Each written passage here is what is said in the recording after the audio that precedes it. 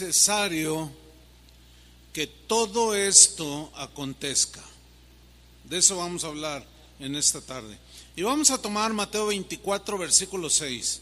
Dice así, está hablando Jesús: y oiréis de guerras y rumores de guerras. Mirad que no os turbéis, porque es necesario que todo esto acontezca, pero aún no es el fin. A nivel mundial se ha levantado en los gobiernos de los países una tendencia a proponer y legislar y aprobar leyes que destruyen la familia, leyes que destruyen la moral y por consecuencia la vida de millones de personas, aunque ellos no lo alcanzan a ver de esa manera. En esta semana que acaba de terminar, alguien me hizo llegar un comunicado de unos hermanos que están convocando a los cristianos para que, el comunicado decía, para que levantemos la voz y vayamos y protestemos ante las cámaras de los diputados en los distintos estados, para levantar la voz de desaprobación de esas leyes. Hay muchos países que ya legalizaron temas muy aberrantes como el aborto, por ejemplo, que la mujer es dueña de su cuerpo aunque el niño no tenga derecho alguno. El matrimonio entre personas del mismo sexo.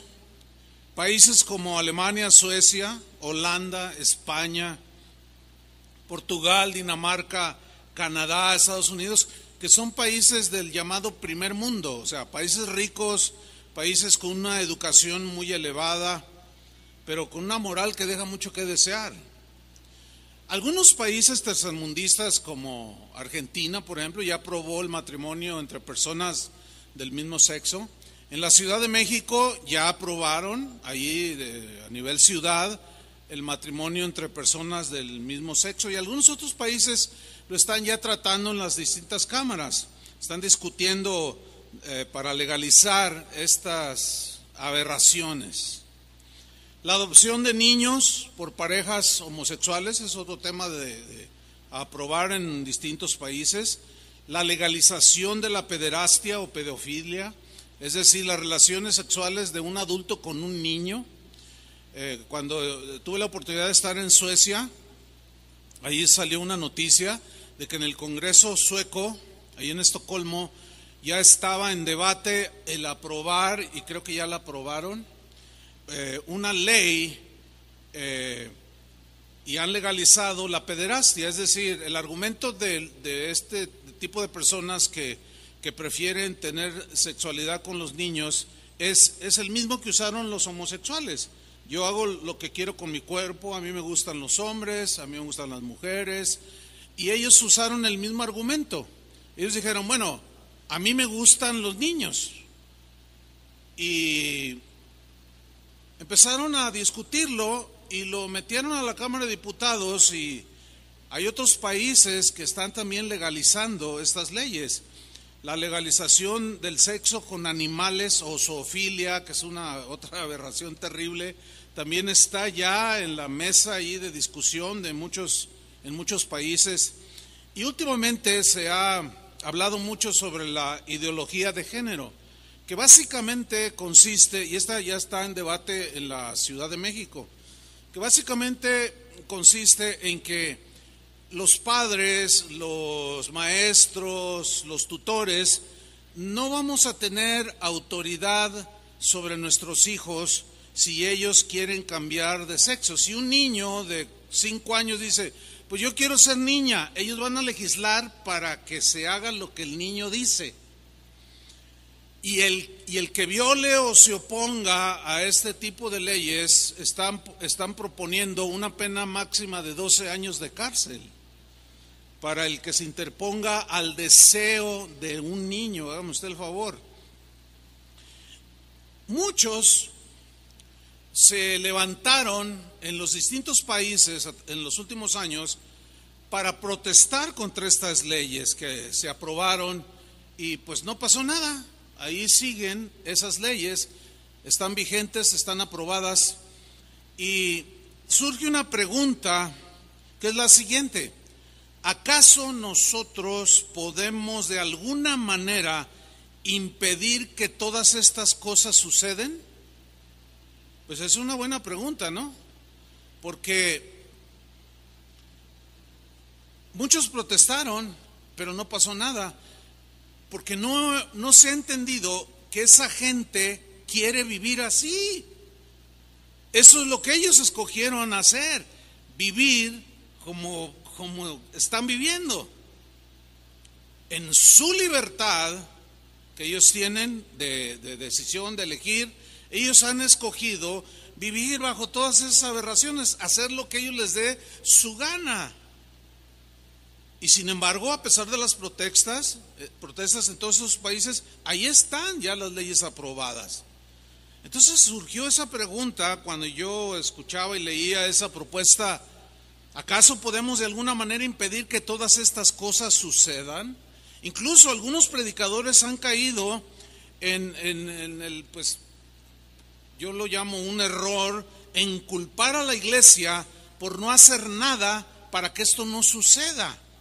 Esta es una declaración muy desafortunada, muy equivocada, porque lo único que está expresando es carencia de lectura y de leer con atención la enseñanza de Jesús.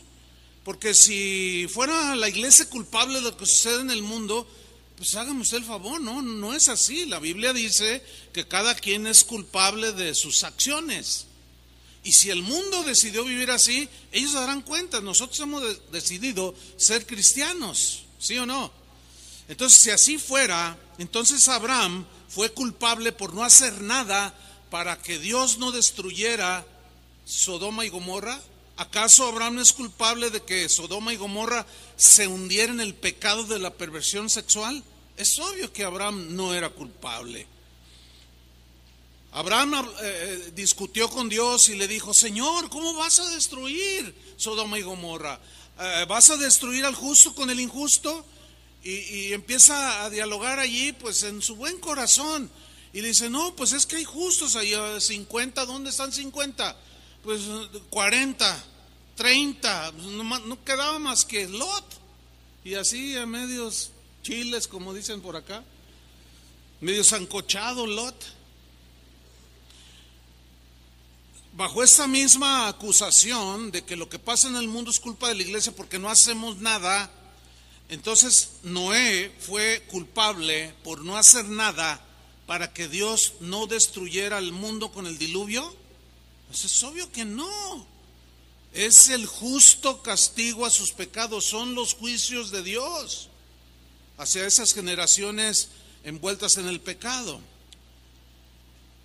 Mateo 24, versículo 6, que es el texto que tomamos, dice: mirad que no os turbéis, porque es necesario que todo esto acontezca, pero aún no es el fin. Ahora, para que nosotros podamos entender a qué se refirió Jesús con la frase que es necesario que todo esto acontezca, es muy importante que nosotros estudiemos el contexto del versículo. Acuérdense que cuando lean la Biblia, lean todo el pasaje completo. Cuando lean algún artículo que les mandan, algún pensamiento o un versículo, lean todo el capítulo para saber qué es lo que en realidad está diciendo, para no sacarlo del contexto y darle una mala interpretación. Por consiguiente, para entender a qué se refirió Jesús, que era necesario que sucedieran esas cosas, vamos a leer el contexto. Vamos a Mateo capítulo 24, versículo 1. Dice: cuando Jesús salió del templo y se iba, se acercaron sus discípulos para mostrarle los edificios del templo. Así, con un poco de orgullo espiritual: mira, Señor, qué majestuosidad de templo, qué construcción donde adoramos a Dios. Y enseguida Jesús responde de la manera más inesperada para los discípulos y les dijo: ¿Veis todo esto? De cierto os digo que no quedará aquí piedra sobre piedra que no sea derribada. Lo que está haciendo Jesús aquí es profetizar que ese templo que produció orgullo en los discípulos y en toda la gente en Israel iba a ser destruida. Pasaron 37 años. El general Tito, comandante del ejército romano, en el año 70 de nuestra era, sitió la ciudad de Jerusalén. Lo primero que hizo fue llegar y arrasar con el templo y solo dejó una pared que en la actualidad se conoce como el Muro de los Lamentos. Es decir, que lo que Jesús dijo se cumplió delante de los ojos de todos los discípulos y de los cristianos de aquel tiempo y de la gente no cristiana. Si eso se cumplió, lo que sigue a continuación se tiene que cumplir. Versículo 3. Y estando él sentado en el monte de los olivos, los discípulos se le acercaron aparte, porque estaban todos pues turbados de cómo eso que les había dicho que el templo iba a ser derribado, los turbó, los confundió, y los discípulos se le acercaron aparte diciendo: dinos, Señor, dinos, ¿cuándo serán estas cosas? ¿Y qué señal habrá de tu venida y del fin del siglo? El fin del siglo se refiere al fin del mundo. ¿Cuándo será? ¿Qué señales habrá? Ellos estaban intrigados. Y Jesús les responde la pregunta. Les dijo, en primera instancia les da una primera advertencia. Les dice: mirad que nadie os engañe. Tengan mucho cuidado que nadie los engañe. El día de hoy, la gente alrededor del mundo, como es un mundo ya globalizado, uno de los elementos que ha ayudado a la globalización o que todo se integre es el Internet. Por medio del Internet está llegando a las casas y a todos los dispositivos de todos los que tienen un dispositivo, videos, por ejemplo, de mucha gente que habla y dice, predica, dicen que ellos son los que Dios escogió, y dicen, hay muchas cosas. Tengan mucho cuidado, hermanos, de lo que ven en Internet, porque Jesús dice aquí que en los últimos tiempos una de las señales serán que vendrán engañadores, y dice: mirad que nadie os engañe. Si usted tiene duda acerca de algo que escuchó, pregúntenos.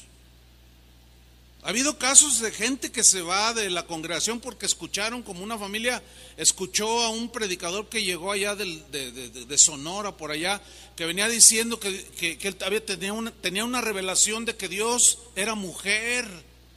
Entonces ellos oran: Madre Dios, y se fue con ellos porque era una grande revelación. Cayó en un engaño terrible.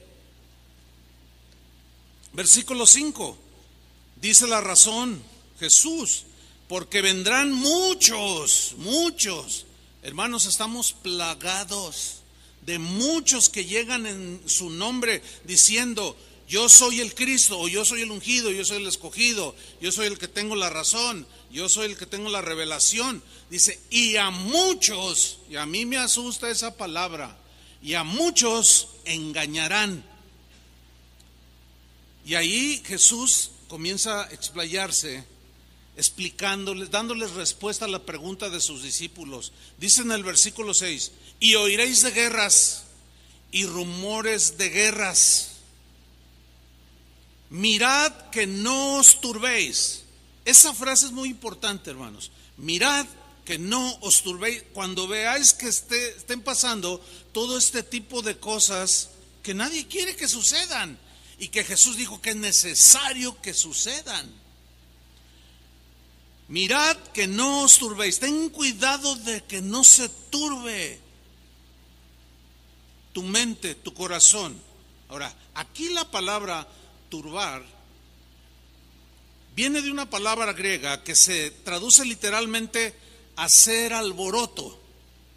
Es decir, de hecho de ahí viene la palabra turba, una turba, o sea, gente alborotada. Gente que está fuera de sus casillas, que no entiende y está alborotada, está insegura, está intranquila y están protestando y están gritando y no saben qué hacer. Están decepcionados, están en una incertidumbre espantosa por todo lo que están viendo y oyendo. Y Jesús dice, no, ustedes no se turben, no se alboroten. Entonces, cuando no entendemos que es...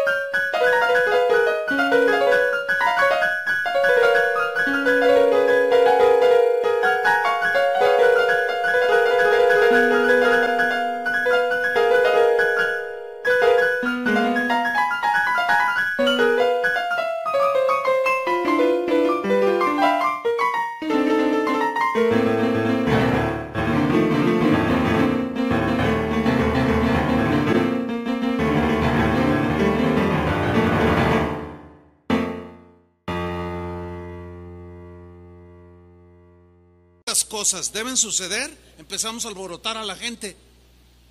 Yo recuerdo cuando iba a entrar el año 2000, ¿se acuerdan? Que el error del 2000 y que todas las computadoras iban a ir en cero y que iba a haber no sé cuánta cosa, y empezaron los alborotadores a decir, vamos a rentar bodegas grandes, vendan todo y que no sé qué. Y me preguntaron algunos pastores aquí en la ciudad, ¿y tú no vas a hacer nada? No, es que no va a pasar nada. Pero ¿cómo no? Mira que están diciendo. ¿Dónde dice en la Biblia? ¿En qué se basan? Todavía hay unas señales que no se cumplen como para que ya se acabe todo. No, que tú, y bueno, me dijeron con algunas cositas ahí. Pero llegó el año 2000, ya vamos en el 18. Nomás alborotaron a la raza. Y todo lo que acumularon ahí, bueno, pues lo tuvieron que regalar o vender, pero ninguno fue honesto para decir, me equivoqué. Nos equivocamos, ninguno. Entonces Jesús dice, cuando vean esto, miren que no se turben, o sea, que su corazón no se alborote, porque cuando una persona está alborotada es porque perdió la paz. Ustedes no pierdan la paz, porque acuérdense que estamos en las manos del Señor. Pero sigamos leyendo. Mirad que no os turbéis. Y luego viene la frase, porque es necesario que todo esto acontezca, pero aún no es el fin. Porque es necesario, dijo Jesús. ¿Recuerdan cuando Pedro en una ocasión reaccionó cuando Jesús les dijo a sus discípulos, me van a golpear, me van a escarnecer, se van a burlar de mí y finalmente me van a matar? Y los discípulos reaccionan y Pedro lo toma aparte y le dice, no, Señor, en ninguna manera te acontezca esto, le dice. Y Jesús también reacciona y le dice, quítate delante de mí, Satanás, porque no pones tu mira en las cosas de Dios, sino en las de los hombres. Es necesario que yo muera. Era necesario que Jesús muriera en esa cruz para nosotros tener salvación, un regalo de Dios que se obtiene por medio de la fe. Entonces el buen corazón de Pedro se alborotó cuando escuchó, porque amaba a Jesús, y se alborotó su corazón porque oyó que Jesús estaba profetizando su muerte. Y en ese alboroto perdió la ubicación, perdió el piso y reaccionó mal. ¿Qué es lo que pienso yo que están reaccionando algunos hermanos? Cuando dicen, no, en el Congreso, allá los diputados federales están ya con una propuesta de legalizar estas leyes, y luego pierden la paz y empiezan a alborotar a todo el mundo. Cuando la Biblia es clara, Jesús dijo que estas cosas tienen que suceder. Aunque Jesús dice, no es el fin. Dice el versículo 7, porque se levantará nación contra nación y reino contra reino, y habrá pestes y hambres y terremotos en diferentes lugares, y todo esto será principio de dolores. Pues eso al corazón que no está bien firme en Cristo lo turba, lo alborota, lo asusta. Esto será principio de dolores. Pero luego Jesús va más allá. Síganme con mucha atención. Versículo 9. Entonces dice, os entregarán a tribulación. ¿A quién entregarán a tribulación? A los cristianos. Porque les está hablando a sus discípulos. Le están preguntando que qué señales habrá, cómo serán las cosas. Jesús les responde todas las calamidades que vendrán sobre este mundo pervertido. Y como nosotros, aunque estamos en el mundo, no somos del mundo, pero el hecho de ser humanos nos afecta el entorno como simples humanos, porque las decisiones que se tomen los políticos en los países nos afectan sí o sí. Pero va a provocar tribulación en nuestros corazones, o sea, sufrimiento. Pero Jesús fue más allá, dice, y os matarán. Eso ya Ya está fuerte, ¿no? ¿Por qué? ¿Por qué nos entraremos en aflicción? ¿Por qué aún llegarán a matarnos?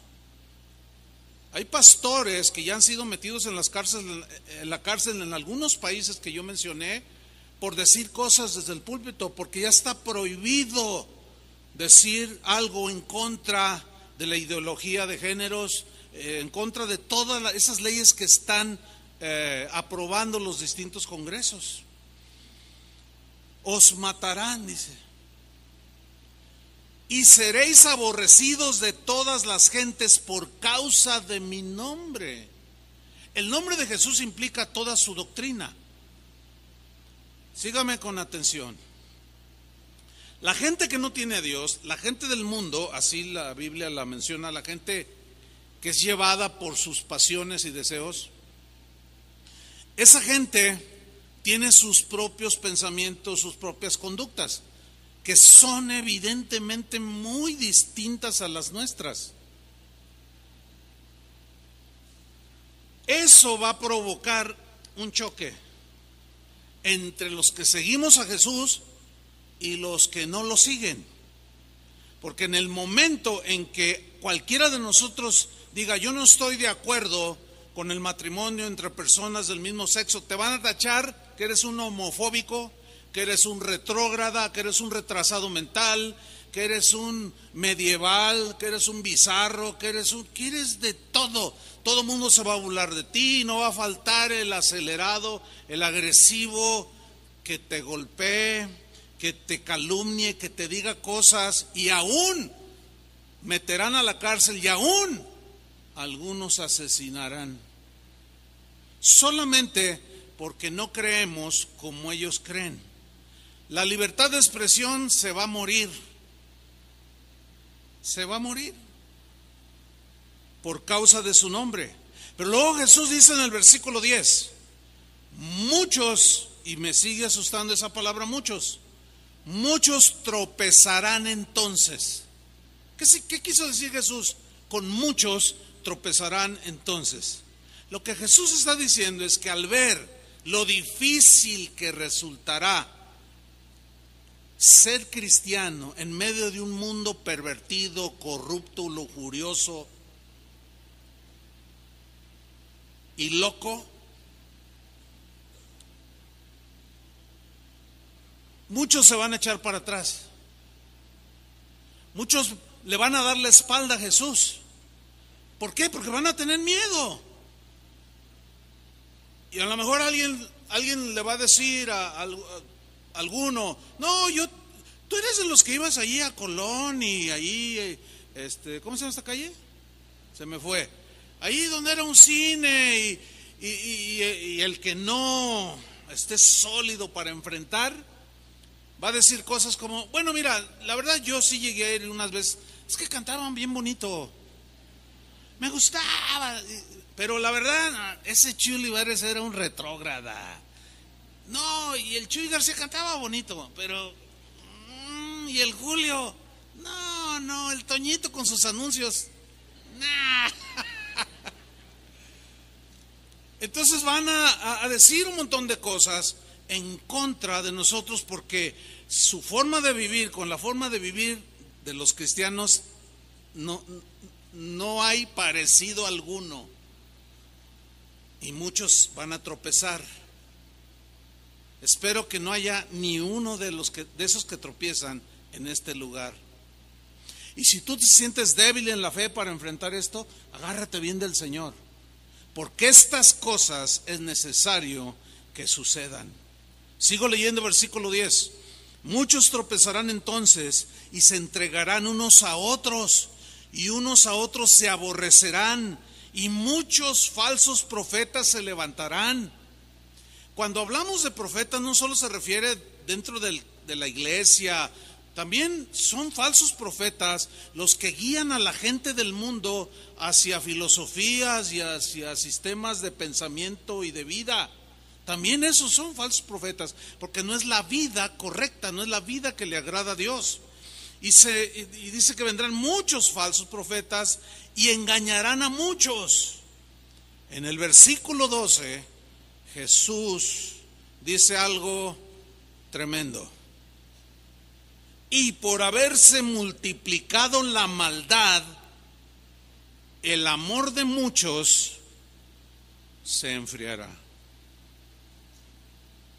Vamos a estudiar esas dos afirmaciones de Jesús.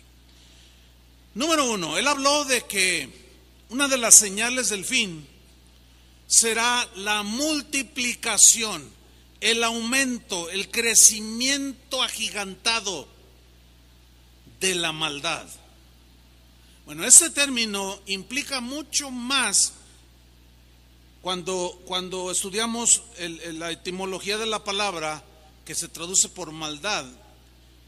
La palabra anomia es la palabra que se traduce en las Biblias como maldad, pero esa palabra tiene un concepto más amplio.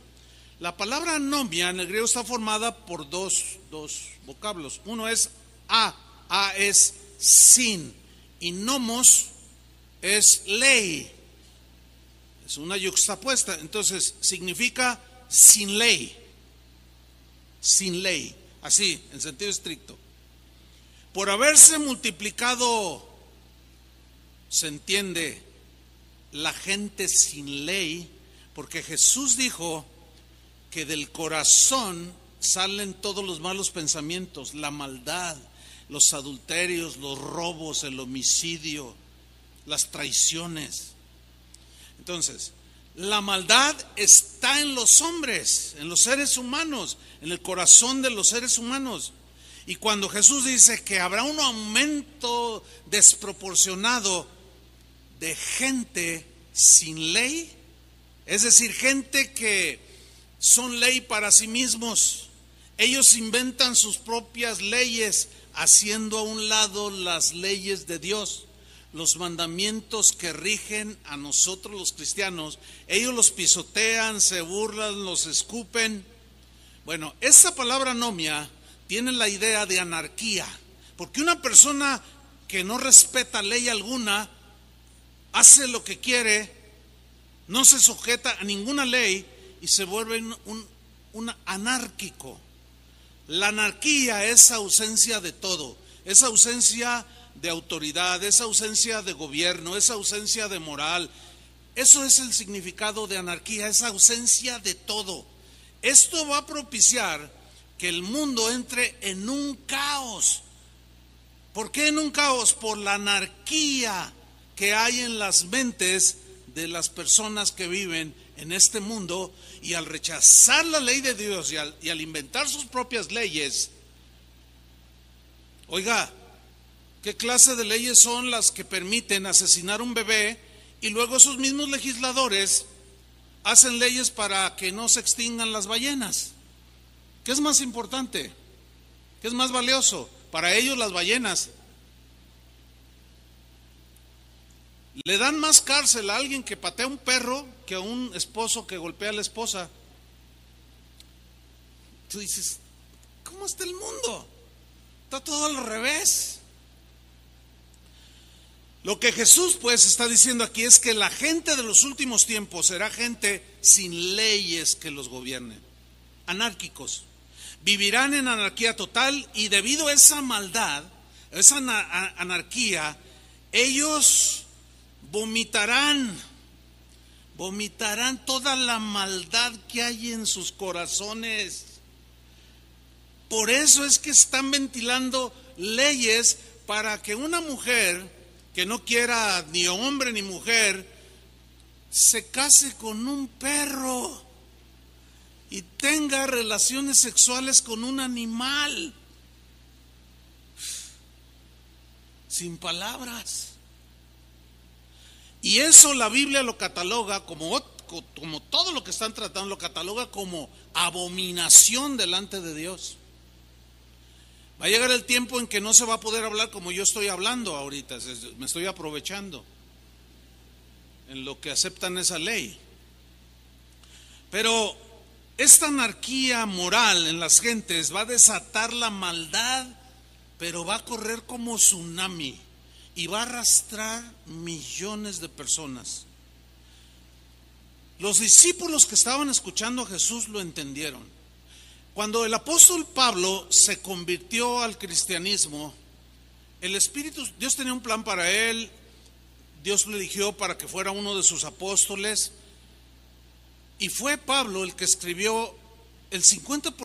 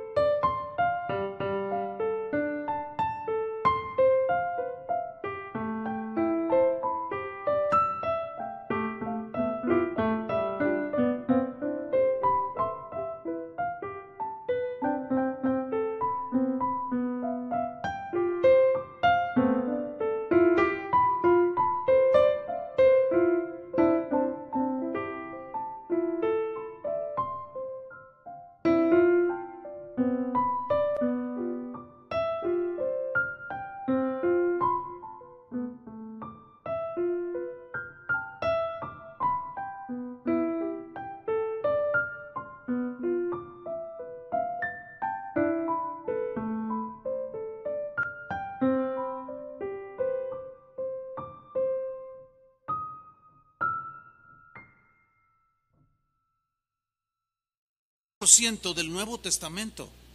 Esto es algo muy notable. Es decir, que el Espíritu Santo tuvo una influencia en su vida, dándole revelación de lo que hoy conocemos como algunas cartas del Nuevo Testamento, y le inspiró a que escribiera la palabra de Dios. Pablo entendió exactamente como Jesús lo dijo, entendió muy claro la enseñanza de Jesús, de que en los últimos tiempos iba a suceder así. Por eso él, en una de esas cartas que escribió, dirigida a un joven pastor llamado Timoteo, le dijo en una segunda carta que le escribió, en el capítulo 3, versículo 1, le escribió las siguientes instrucciones. Ponga atención. Le dice en esa carta a Timoteo, también le dice, también debes saber esto. Todo pastor debe saber esto para poder dirigir.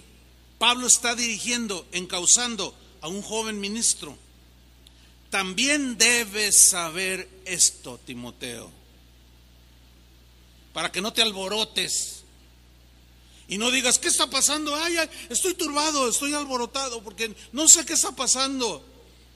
También debes saber esto, que en los postreros días vendrán tiempos peligrosos. Estos son los postreros días, sin duda. Tiempos difíciles de vivir, tiempos difíciles de enfrentar. ¿Por qué? Por la gente sin ley, por toda la basura que están sacando, toda la basura que hay en sus corazones, que la están sacando y en forma de leyes nos las quieren imponer a todos los habitantes de este mundo. Serán tiempos peligrosos, hermanos, de enfrentar, de vivir. Dice el versículo 2, porque habrá hombres amadores de sí mismos. No hay nada peor que un egoísta. Habrá hombres amadores de sí mismos, avaros o amantes del dinero, vanagloriosos, soberbios, altivos, blasfemos. Se burlarán de las cosas de Dios, se burlarán de Dios mismo, pisotearán su palabra, la van a ridiculizar. A los cristianos también nos van a ridiculizar como gente tonta e ignorante, desobedientes a los padres, ingratos, no saben decir gracias, impíos, malos, sin afecto natural. Mire, ya en nuestra ciudad estamos viendo muchos rasgos de esto. Sin duda que usted sabe lo que ha acontecido durante estas últimas par de semanas aquí en la ciudad. Han asesinado, creo que ya van 5 indigentes, 5 personas que no tenían hogar, que vivían en la calle. Van a agarrar al tipo, tarde o temprano tienen que agarrar. Y casi lo oigo lo que va a decir. Bueno, es que para ayudarlos a no sufrir, pues yo los adelanté. Y nadie se escandaliza. O sea, así como pero si tocan el hijo de un diputado y en 3 horas agarran al secuestrador. O sea, el afecto natural se ha perdido de tal manera que, bueno, a lo mejor usted ha visto casos así. Una señora que se cae, un auto que golpea a un anciano y no lo levanta nadie. No, es que llevo prisa.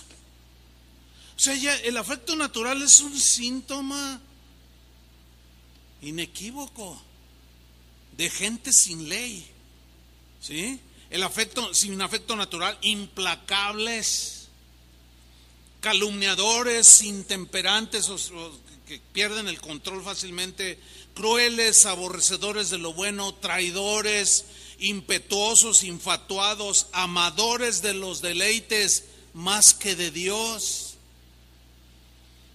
Qué fatalista se oye Pablo, ¿no? Algunos dicen, no, hay que hablarle a la gente mensajes bonitos, mensajes positivos. Qué mejor que hablar con la verdad, ¿están de acuerdo? Es mejor saber la verdad a que, como decimos acá en México, que nos doren la píldora.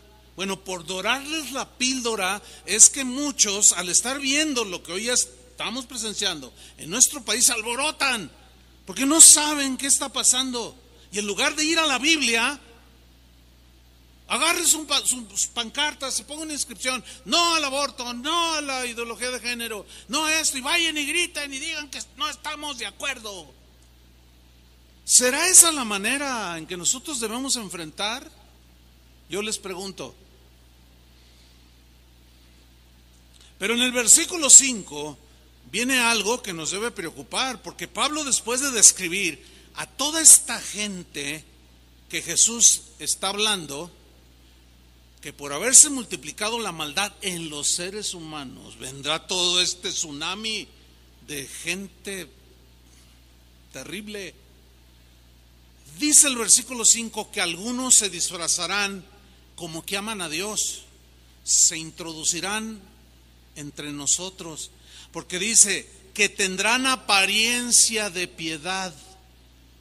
Parecerá como gente buena que ama a Dios, que sigue a Dios, pero sus ideas, su mensaje y su vida nada tiene que ver con la vida cristiana. Tendrán apariencia de piedad, pero negarán la eficacia de ella. Dice, a estos evítalos, no tengas que ver nada con ellos, evádelos. Ese hecho o esa instrucción que le fue dada a Pablo por el Espíritu Santo nos va a provocar rechazo.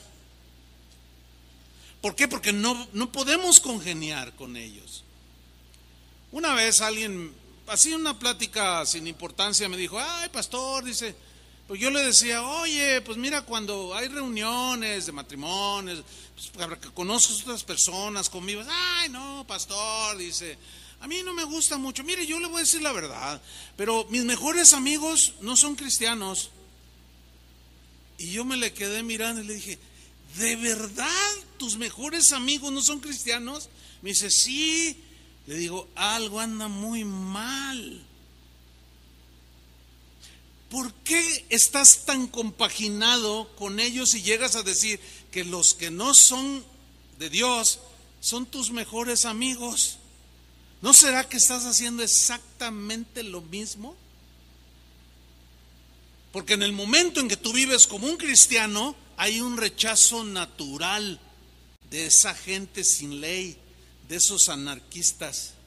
Hay un rechazo natural. Entonces, cuando alguien dice algo como eso, es porque algo anda mal en su vida, en su conducta. No hablarás como ellos, no te conducirás como ellos, no harás tus negocios como ellos. Por eso son tus mejores amigos. Hay que evitar esto. Ahora, ¿tenemos que alejarnos totalmente de Dios? No, tenemos que tener contactos porque estamos en este mundo. Jesús dijo: Señor, guárdalos. Dice: yo los he enviado al mundo, aunque ellos no son del mundo, pero guárdalos. ¿Por qué? Guárdalos de la maldad de la gente de este mundo. Pero es imposible no tener tratos con algunos. Si solicitas un Uber, vas a tener que tener tratos con el chofer. Y si es uno que está casado con un varón y te empieza a decir que él tiene un niño adoptado, ¿qué le vas a decir? De seguro, si tú eres un cristiano de convicción sólida, le vas a decir: oiga, ¿usted sabía que eso es una aberración delante de Dios? Mira, lo primero que te voy a decir es: bájese de mi auto.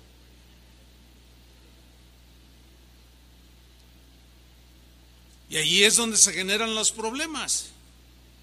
En el versículo 10 le dice: pero tú has seguido mi doctrina, conducta, propósito, fe, longanimidad, amor, paciencia, persecuciones, padecimientos, como los que me sobrevinieron en Antioquía, en Iconio, en Listra, persecuciones que he sufrido, o sea, por causa del Evangelio y por causa de Jesús, y de todas me ha librado el Señor. Hasta ese momento él tenía vida. Sabemos que finalmente fue ejecutado por su mensaje, por oponerse al sistema de vida de la gente de ese tiempo, porque el Evangelio denuncia las conductas abominables delante de Dios. Y finalmente Pablo, como Pedro y muchos de los discípulos, prácticamente todos murieron, algunos decapitados, otros traspasados con espada.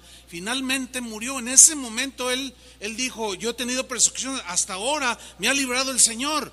Pero llegó un día en que Pablo era insoportable para la gente anárquica, sin ley de este mundo, y el emperador romano ordenó ejecutarlo.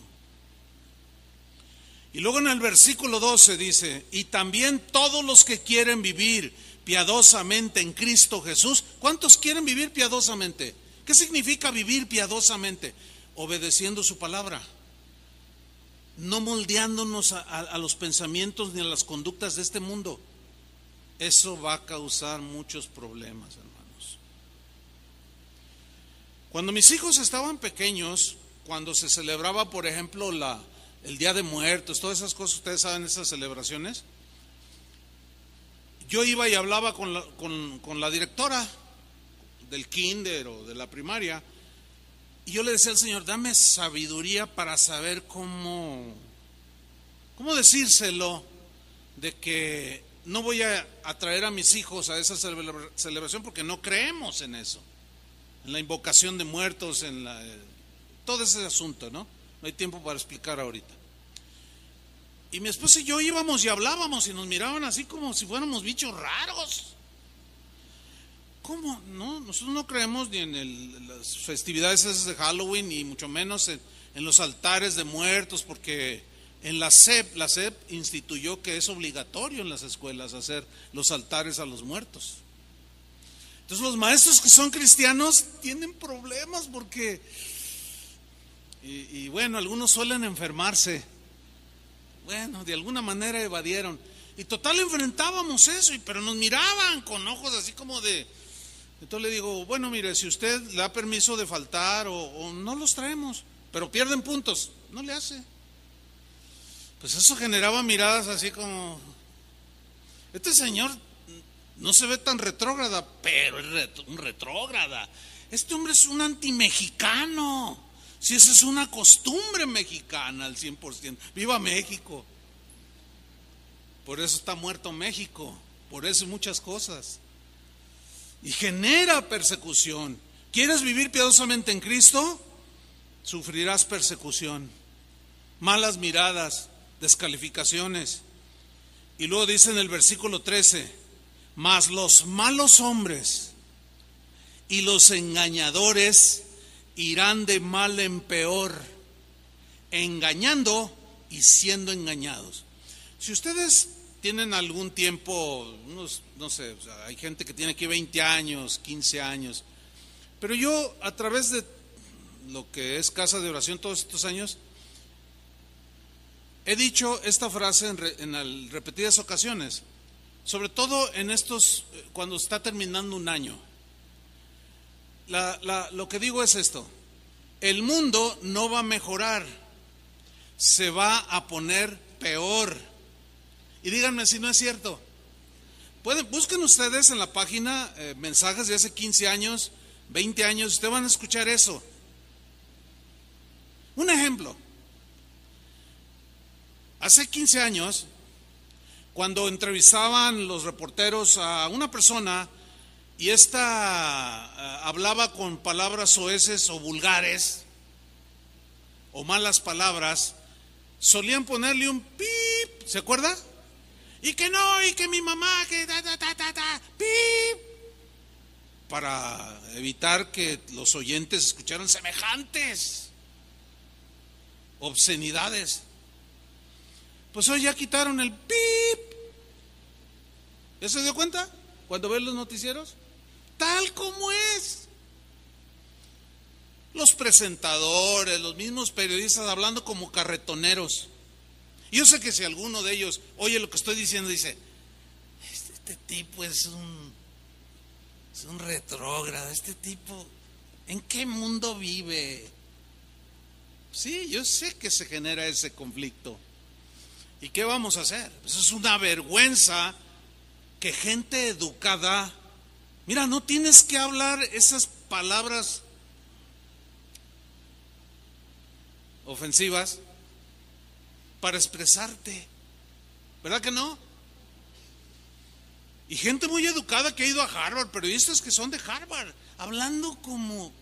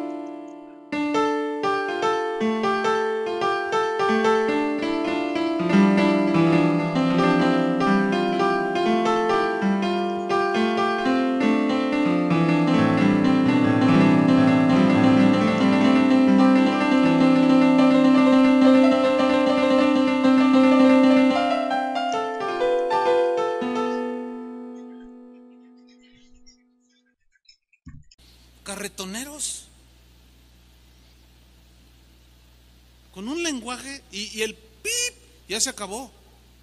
Y hoy sacan todo crudo. En 1992 fui a España. Fue la primera vez que pisé ese país. Y íbamos a ver un partido de fútbol, Real Madrid, donde jugaba en ese tiempo Hugo Sánchez. Pues vamos a verlo. Yo estaba con unos hermanos allí en Madrid. Entonces la esposa de él me dice, oye, dice, nada más que fíjate que aquí en el medio tiempo pasan comerciales. Le dije, no, en México también. Y se rieron, se miraron y se rieron. No, pero aquí son diferentes. Pero no me dijo. Dice, nada más ten cuidado con los comerciales. Yo dije, pues, ¿qué anunciarán? ¿Que el pozole es malo para el estómago? ¿Qué dirán de los comerciales? Se terminó el primer tiempo porque lo aprendimos cuando ya había empezado. Termina el primer tiempo y en eso anuncian un jabón y sale una mujer anunciando el jabón, literalmente, totalmente desnuda, de frente, bañándose. Y dice, yo estaba distraído, dice, pastor, me dice, yo, ¿qué? Pastor, y veo allí, en 1992. Bueno, a cualquier país europeo que usted vaya es común. Dice, eso apenas acaba de entrar aquí a Europa. Al rato aquí en México se va a dar igual.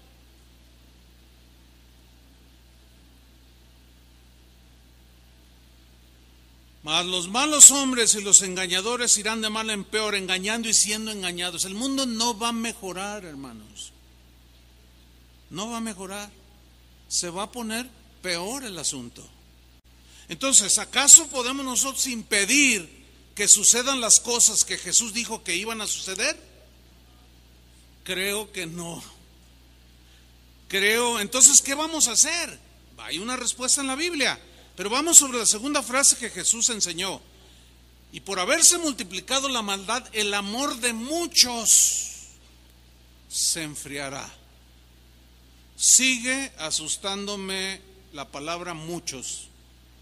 Aquí los muchos que se van a enfriar, ¿quiénes son? ¿Quiénes son los muchos que se enfriarán? Díganlo fuerte. Los cristianos. Los que no están firmes. El amor a Dios se va a enfriar. El amor a tus padres se va a enfriar. Los vas a terminar tirando en un asilo para ancianos. El amor entre esposos se va a enfriar. El amor al necesitado, el amor entre hermanos, pero sobre todo el amor a Dios se va a enfriar, se va a perder. El amor de muchos se enfriará. Esa palabra enfriar en el griego da la idea de soplar para enfriar. Es como si tú tienes un plato, un caldo de pollo hirviendo y está caliente. Tú, de seguro todos hemos hecho esto. Tomas la cuchara y está muy caliente, ¿y qué hacemos? Soplamos. Anoche me dice mi esposa, ¿qué quieres de cenar? Tengo esto. Le digo, fíjate que se me antoja un chocolate. Y cuando lo subió, estaba bien caliente.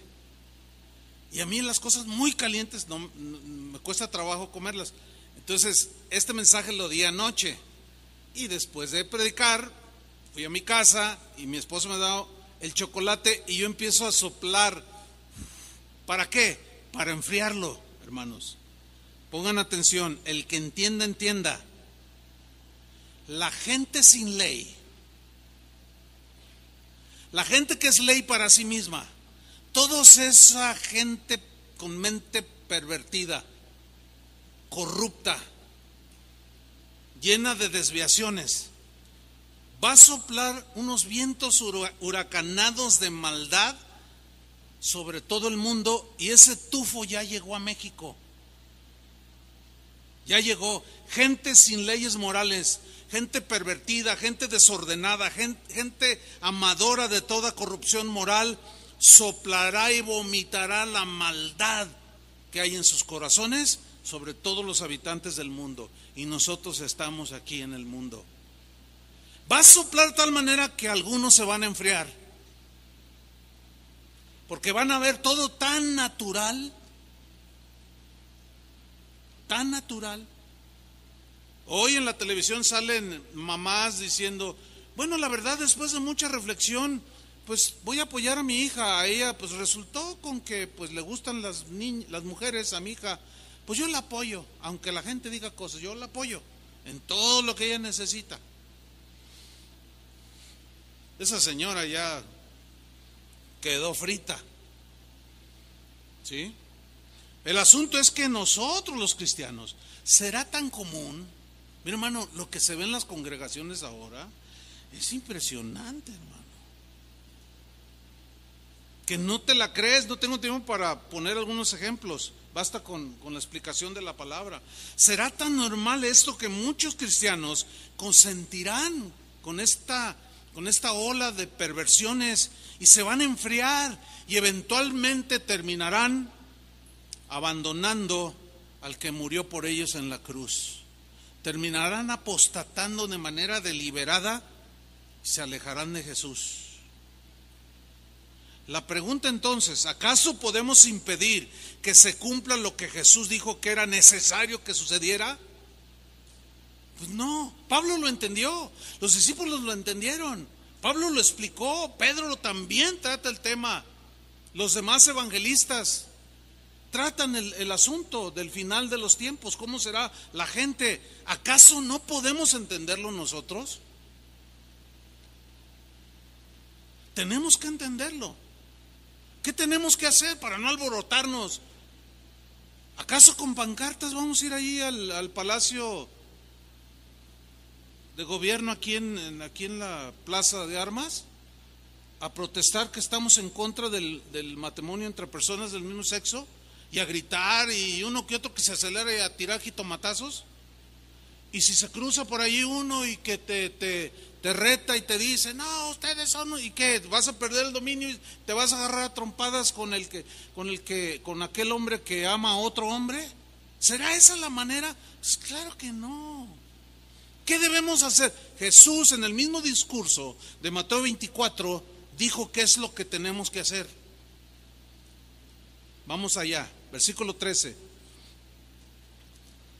Mas el que persevere hasta el fin. Aquí la palabra clave es perseverar.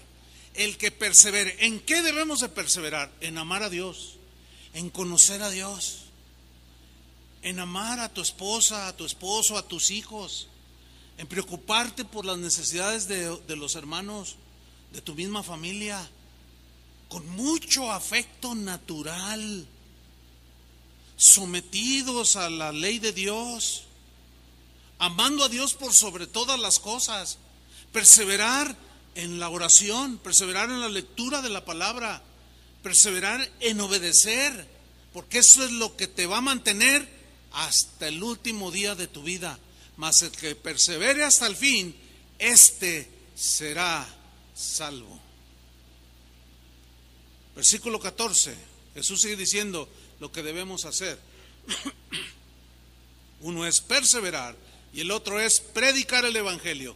Y será predicado este evangelio del reino en todo el mundo para testimonio a todas las naciones, y entonces vendrá el fin. ¿Quién va a predicar el evangelio? ¿Los que no tienen ley o nosotros los cristianos? Nosotros. Pero por predicar el evangelio, que son las leyes del reino de Dios, vamos a tener conflictos, vamos a tener confrontaciones con los sin ley, con esos.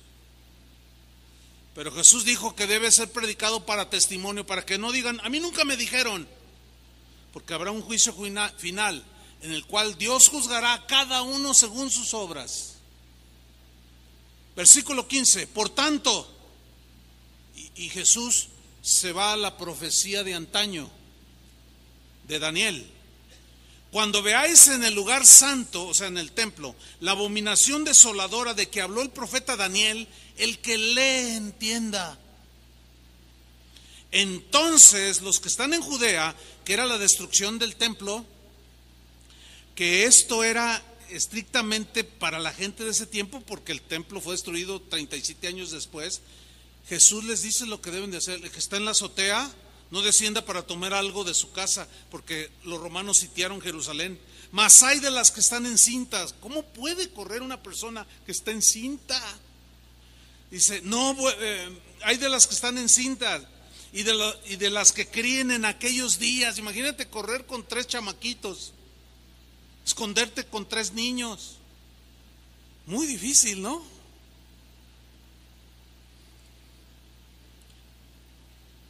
Dice en el versículo 20, orad. Esa es otra instrucción de Jesús, orad, para que vuestra huida no sea en invierno ni en día de reposo, porque habrá entonces, y luego Jesús vuelve al fin de los tiempos, porque habrá entonces gran tribulación, la cual no ha habido desde el principio del mundo hasta ahora.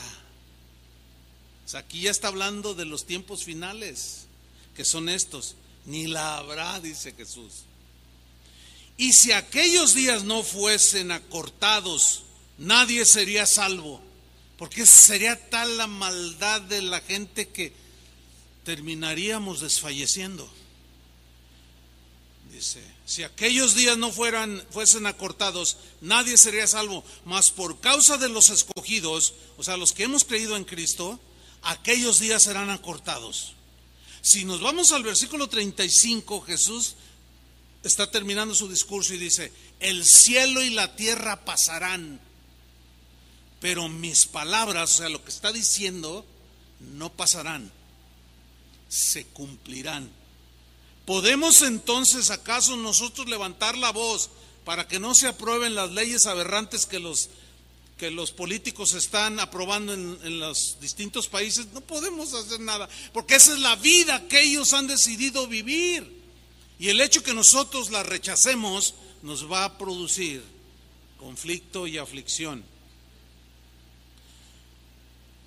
Pero del día y la hora nadie sabe, ni aun los ángeles de los cielos, sino solo mi Padre. Mas como en los días de Noé, así será la venida del Hijo del Hombre. Porque como en los días antes del diluvio, estaban comiendo y bebiendo, casándose y dando en casamiento, hasta el día en que Noé entró en el arca, y no entendieron hasta que vino el diluvio y se los llevó a todos. Así será también la venida del Hijo del Hombre. Bien, aquí hay un par de cosas que quiero mencionar rápidamente. ¿Cómo era la gente del mundo en los días de Noé? Exactamente como lo estamos viendo ahora que son. Dice aquí que Jesús dice, porque como en los días de Noé la gente estaban comiendo. Bueno, comer es algo natural. El asunto es que la frase estaban comiendo en el griego tiene una idea de mordisquear las cosas lentamente, así como disfrutando, lo cual es una metáfora de pasar mucho tiempo en los placeres del mundo. Porque el comer es un placer, ¿sí o no? Es un placer comer. Cuando hay algo que te gusta mucho, lo comes y hasta no te lo quieres acabar o pides otro, es un placer. Entonces aquí metafóricamente, cuando Jesús dice, como en los días de Noé, la gente estaba comiendo, en realidad está diciendo, la gente pasaba todo el tiempo, mucho de su tiempo en los placeres de la carne. Dice, estaban bebiendo. La idea de beber aquí la idea es esta, miren. Habla de una embriaguez literal, o sea, se la pasaban en fiesta, emborrachándose, tomando. Esa era su razón de vivir. Y no me diga que la gente de hoy no vive nada más para divertirse. El negocio número uno en todo el mundo es la industria del entretenimiento. Ese es el negocio número uno. La gente trabajan para divertirse, gastar, comprar, viajar, etcétera, etcétera. En los placeres, dándole gusto a la carne. Entonces, aquí estaban bebiendo, tienen la idea de embriagarse de manera literal, pero tiene un sentido metafórico en el griego, que es beber de toda clase de perversiones. Porque si usted analiza Génesis, no tenemos tiempo, capítulo 6.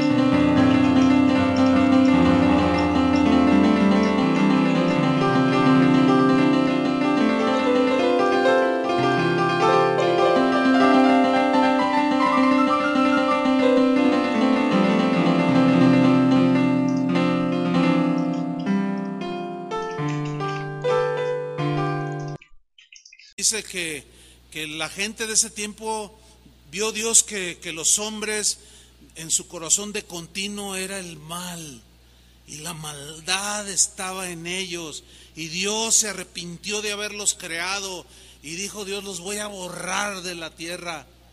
Y fue como advirtió a Noé. Esos eran los tiempos de Noé. Por eso trajo juicio de diluvio, para acabar con toda esa gente pervertida. Las escrituras, hermanos, nos dicen cómo reaccionará la gente cuando vengan los juicios de Dios a esta tierra.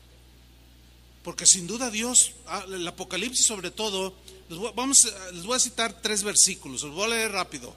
Uno está en Apocalipsis 9:20. Vienen los juicios de Dios, las copas de la ira de Dios, que son juicios que muy probablemente muchos de nosotros nos tocará vivir, presenciar. Y dice así al respecto: y los otros hombres que no fueron muertos con estas plagas, ni aún así se arrepintieron de las obras de sus manos, ni dejaron de adorar a los demonios, ni a las imágenes de oro, de plata, de bronce, de piedra y de madera, las cuales no pueden ver, ni oír, ni andar. O sea, idolatría. Versículo 21, y no se arrepintieron de sus homicidios, ni de sus hechicerías, ni de su fornicación, o inmoralidad sexual, ni de sus hurtos, no se arrepintieron a pesar del juicio. O sea, están tan endurecidos, tan en rebeldía contra Dios, que vendrán los juicios de Dios y se ensoberbecerán más. En el capítulo 16 de Apocalipsis, versículo 10, el quinto ángel derramó su copa sobre el trono de la bestia, y su reino se cubrió de tinieblas, y mordían de dolor sus lenguas, y blasfemaron contra el Dios del cielo por sus dolores y por sus úlceras, y no se arrepintieron de sus obras. El mismo capítulo 16, versículo 21, y cayó del cielo sobre los hombres un enorme granizo como el peso de un talento, y los hombres blasfemaron contra Dios por la plaga del granizo, porque su plaga fue sobremanera grande. ¿Ve alguna reacción positiva en la gente sin ley? Absolutamente ninguna. ¿Usted cree que las pancartitas y levantar la voz ahí va a detener todo esto? No. Gente que nomás anda alborotando a otros, porque no han entendido que estas cosas es necesario que sucedan. Quisiera decirles otra cosa, pero les estaría mintiendo. Entonces Jesús dice, estaban comiendo y bebiendo, casándose y dándose en casamiento hasta el día en que Noé entró en el arca. Versículo 38 de Mateo 24, hasta el día en que Noé entró en el arca. Dice la Biblia que Noé tardó 120 años en construir el arca. ¿Por qué? Porque era una empresa enorme, pero además él era un pregonero de justicia, dice el apóstol Pedro en su carta. O sea, predicaba y trabajaba preparándose. Y en Hebreos dice que por la fe Noé preparó el arca. Eso es lo que tenemos que hacer, hermanos, nosotros. Prepararnos para el final. Preparar cómo enfrentar a todos esos personas corrompidas, todas esas personas pervertidas.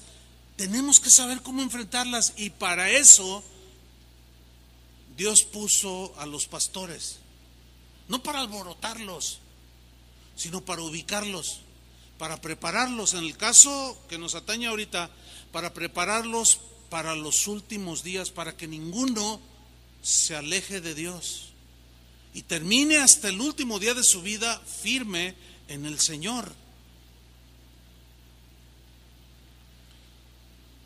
Hasta el día en que no entró en la arca y no entendieron hasta que vino el diluvio y se los llevó a todos, así será también la venida del Hijo del Hombre, como en los días de Noé. Concluimos. En el mismo capítulo 24, en el versículo 42 de Mateo, Jesús da sus últimas instrucciones a sus discípulos. Hagan un esfuerzo. Algunos están medio cabeceando. Hagan un esfuerzo, porque es importante. El diablo te está soplando. Pues aunque se rían, él es experto en distraer, en cosas que quizás ya no vuelvas a escuchar. No lo sé. Mateo 24, 42. Velad pues. Velad significa estar despierto, atento, en los 5 sentidos. Esto obviamente es algo metafórico en sentido espiritual.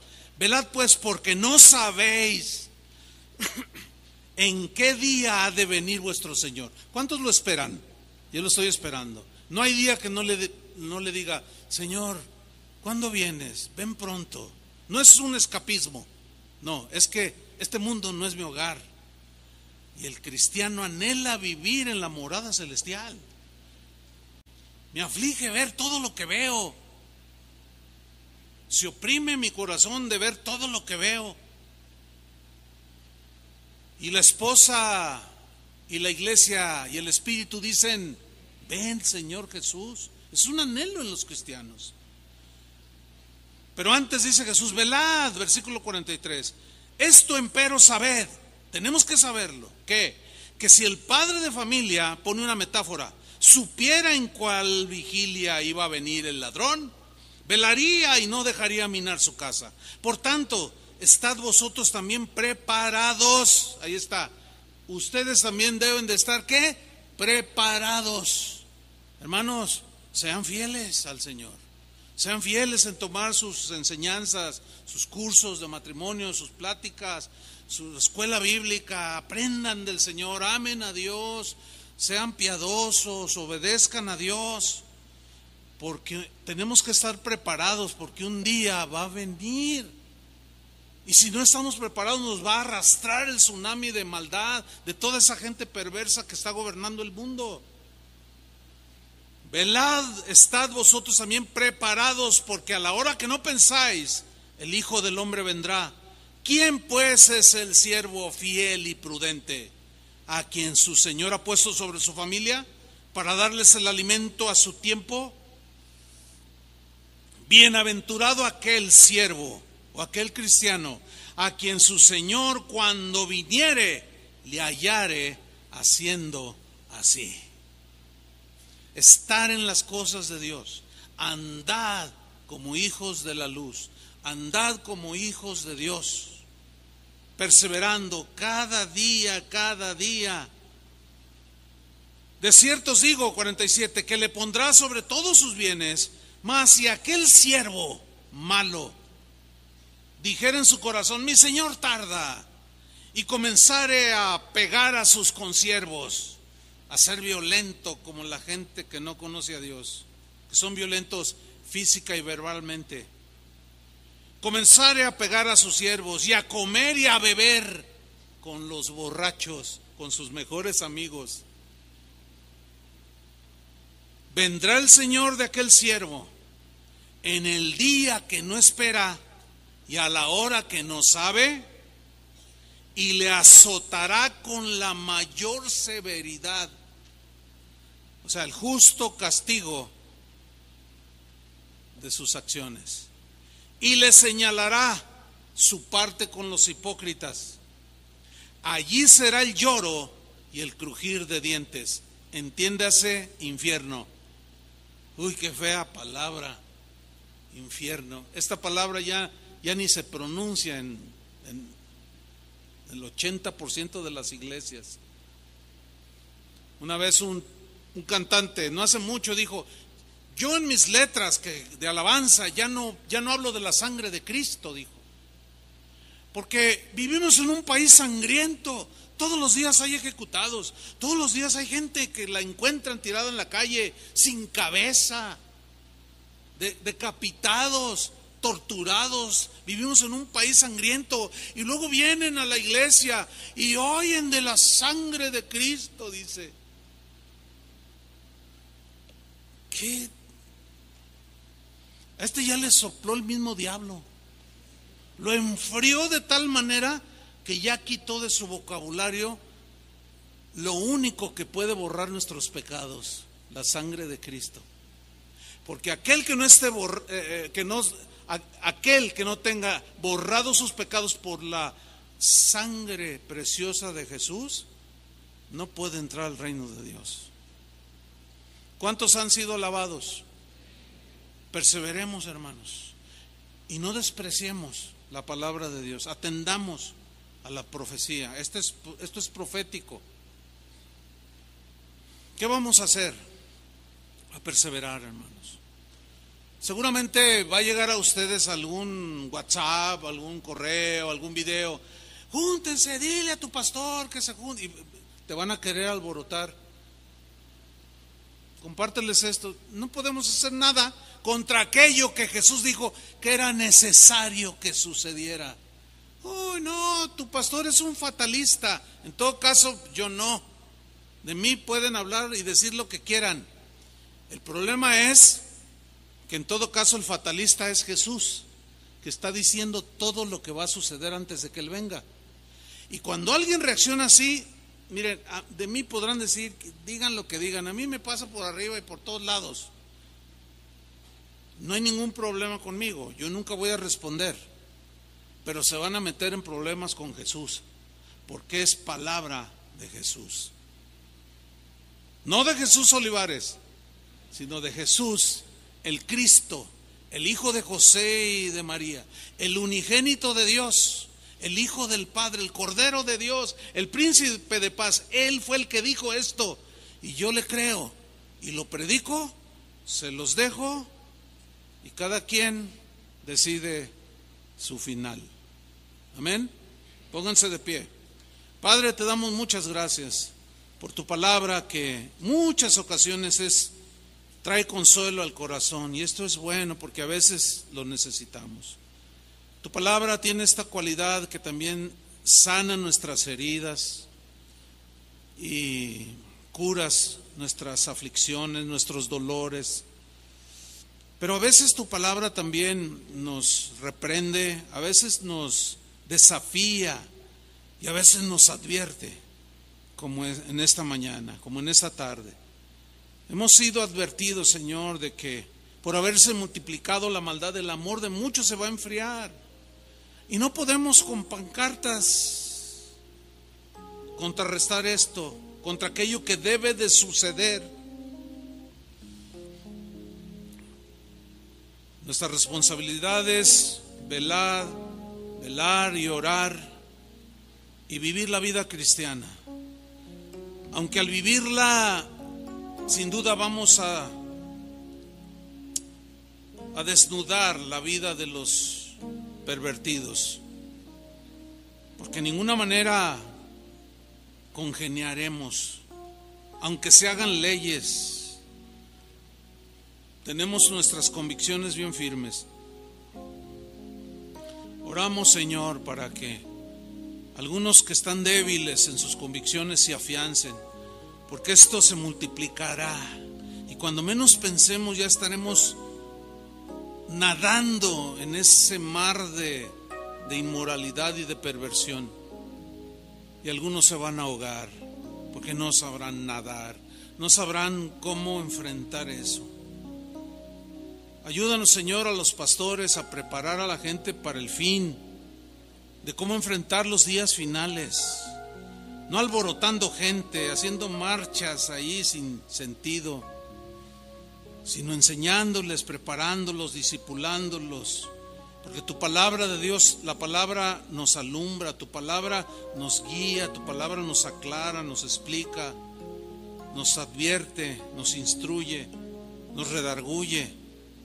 Y solamente discipulando a tu pueblo, Señor, vamos a saber cómo enfrentar este tsunami de maldad, esta multiplicación de la maldad, para que nuestro amor a ti, Señor, no solo no mengüe, no solo se enfríe, sino que crezca. Es como si al fuego le echáramos leña. Así, Señor, la leña es tu palabra y la chimenea que hay en nuestro corazón, alimentarla con tu palabra para que esté con fuego ardiente hasta el último día de nuestras vidas. En el nombre de Jesús, Padre, nos encomendamos a la palabra de tu gracia, nos encomendamos a ti, Señor. Guárdanos de la maldad de este mundo, de los hombres malos. Sabemos que nuestra lucha no es propiamente contra ellos, sino contra las huestes espirituales, contra los demonios que llenan las mentes con pensamientos pervertidos. Esa es nuestra verdadera lucha, es espiritual, no es contra carne y sangre.